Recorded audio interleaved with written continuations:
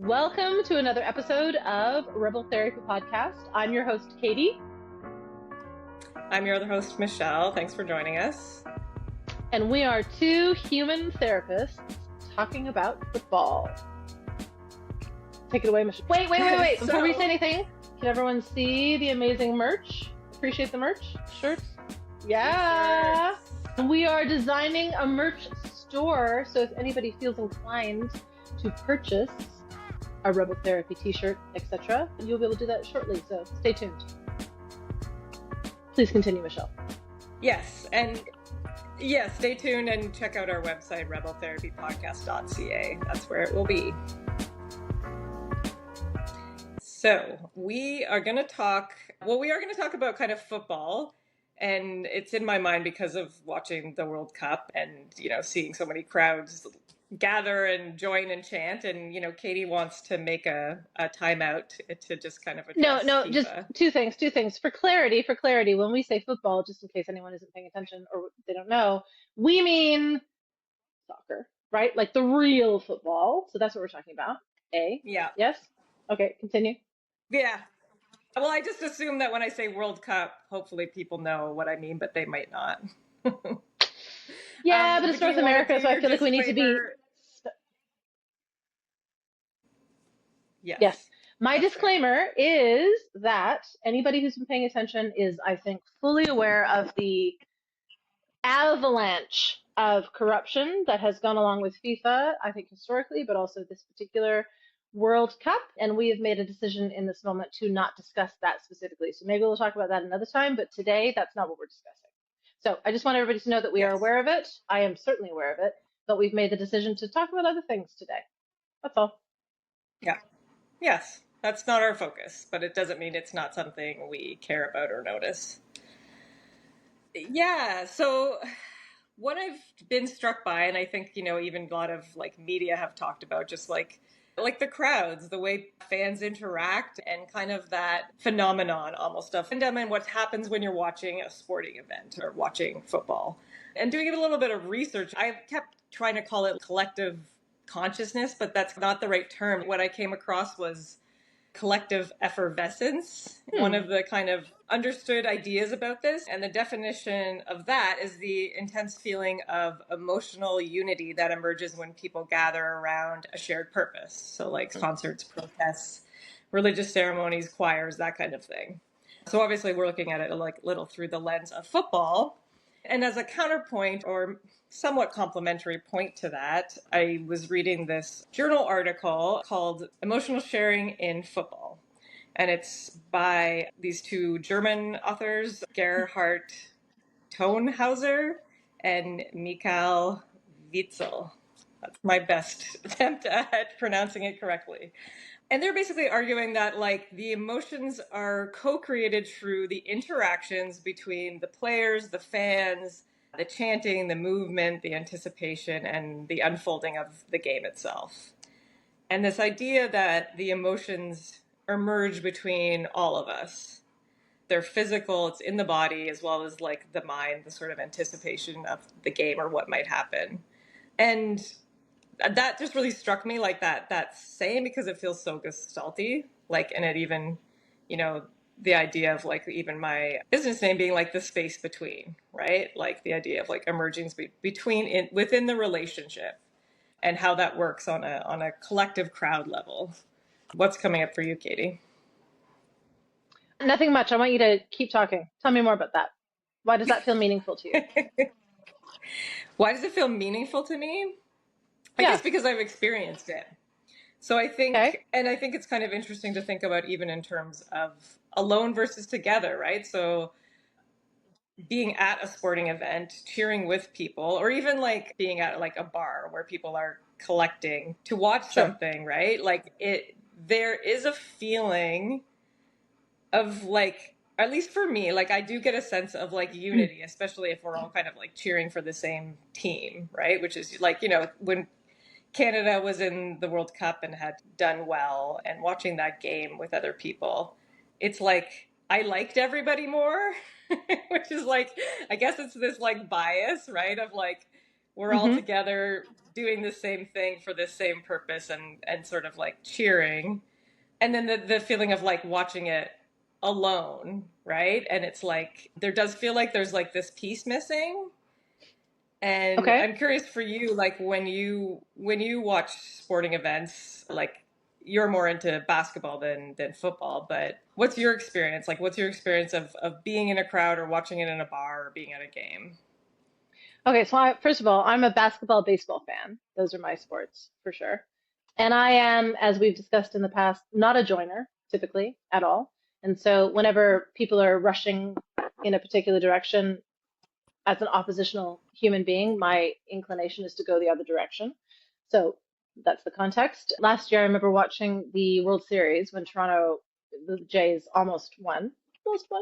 And it was, I think I'm getting a sense of what you're talking about, right? Like there was this weird moment where it was sort of like a parasocial kind of experience where I was Hmm. not connected to any of these people in any kind of fundamental way, right? From a Gestalt perspective, there was no contact, there was no like real human connection.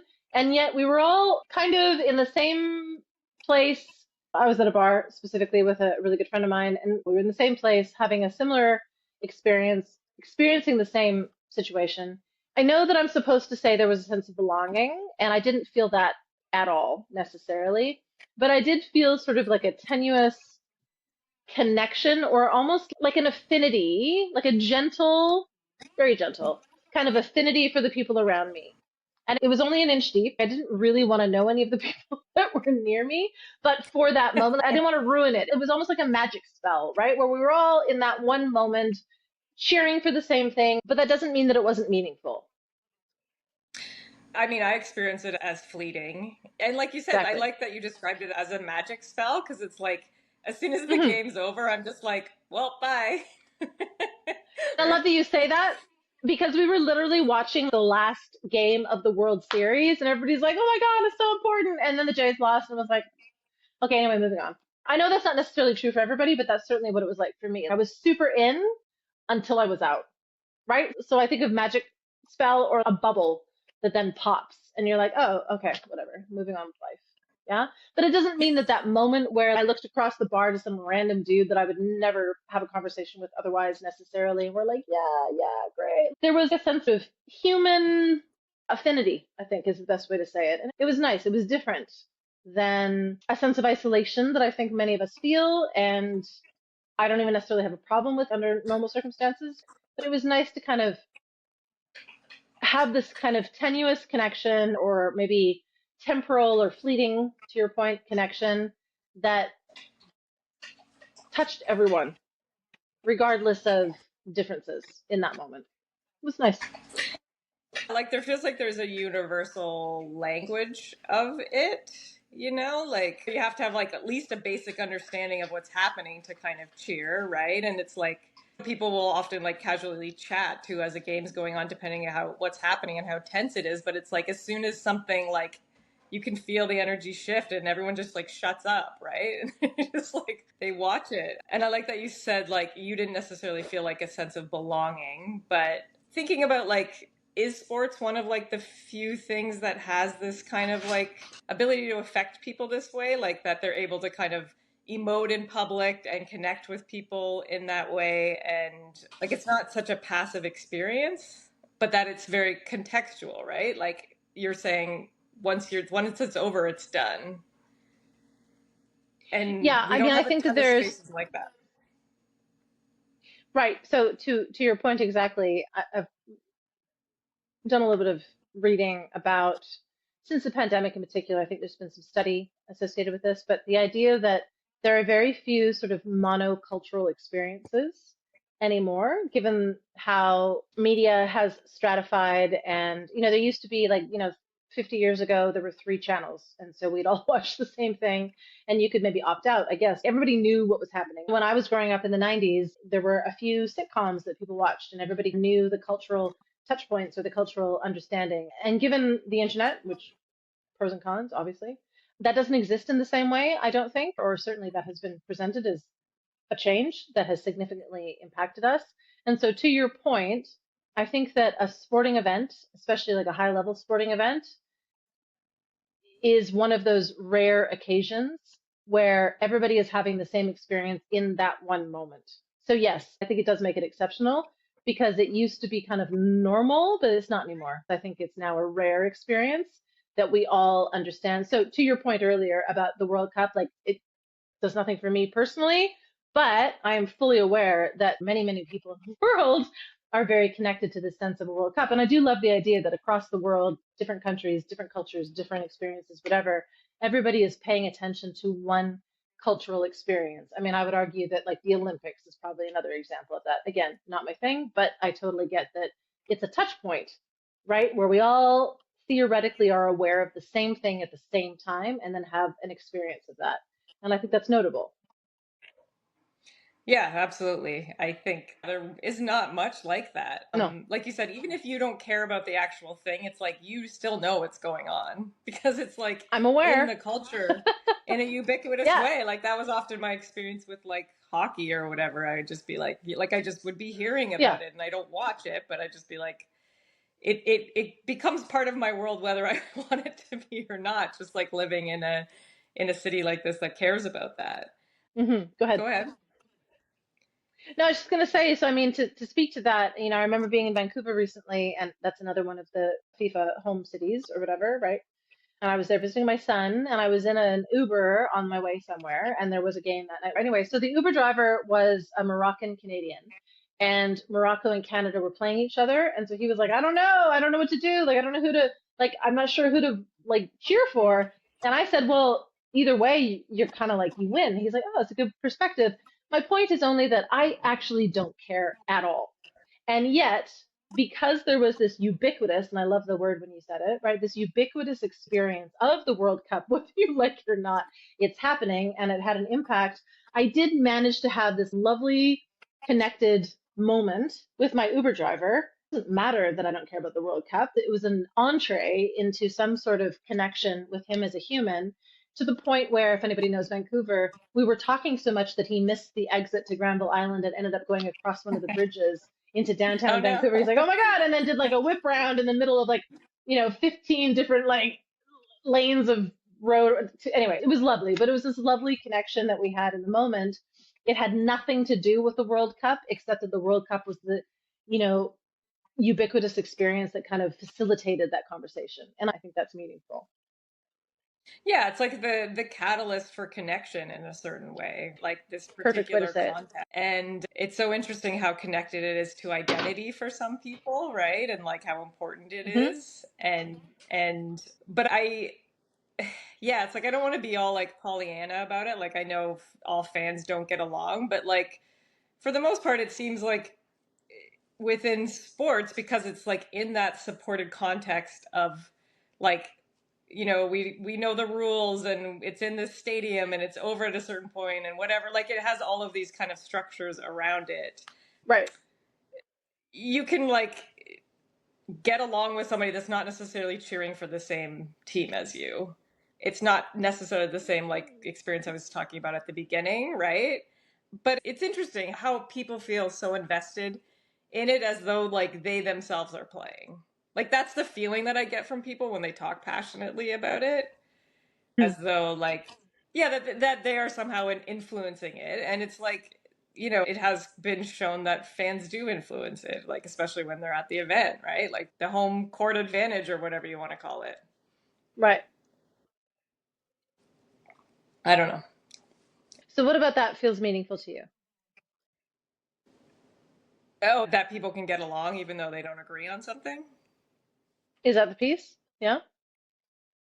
Yeah, of course that feels meaningful to me. And like especially there's a way in which I think like there's a lot of projection that happens onto sports. And Yes. because it's like a layer that's a little bit removed and it's something happening out there and we can like talk and debate and say like, oh, my this player's better at that and that whatever and my team beat your team in this, and like it takes it one stage removed, so it's like a little bit less personal, so it feels safer to kind of disagree and still treat the other person as a human.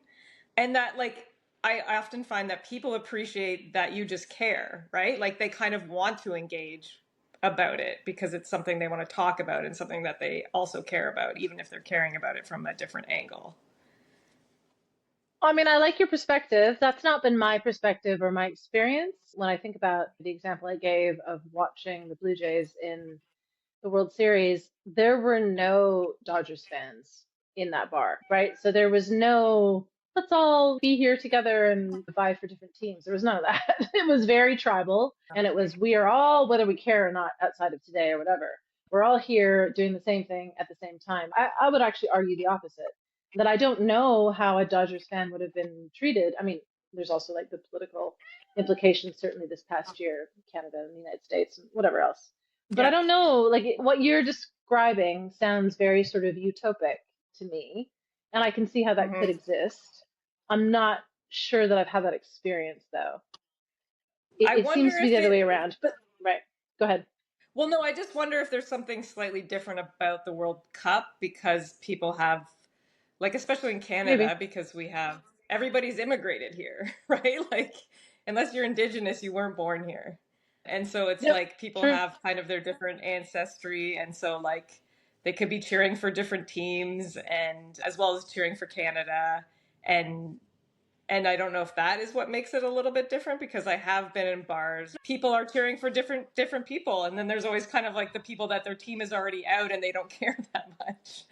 But like this kind of love Yeah. of the game.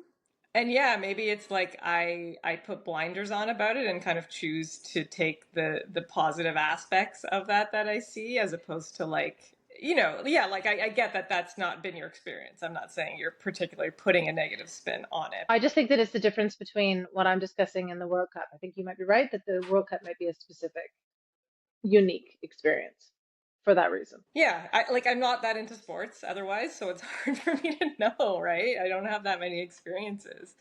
But anyway, I guess also like my experience of playing sports, I just like the sense of like we can disagree on the field or we can be aggressive on the field and we can, whatever, try our hardest on the field and then it's over, right? And it doesn't mean like I love the other team, but it's like you shake hands afterwards, it's over, it's like you did the thing.